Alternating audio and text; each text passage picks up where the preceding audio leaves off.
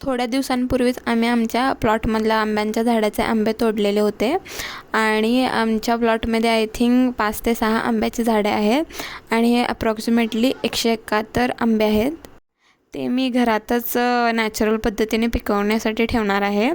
तर तुम्ही इथं बघू शकता, आम्ही एक बॉक्स घेतलेला आहे. त्यामध्ये एक सुक्या पाल्याचा एक लेयर दिलेला आहे आणि त्यावर एक आंब्याचा लेयर दिलेला आहे.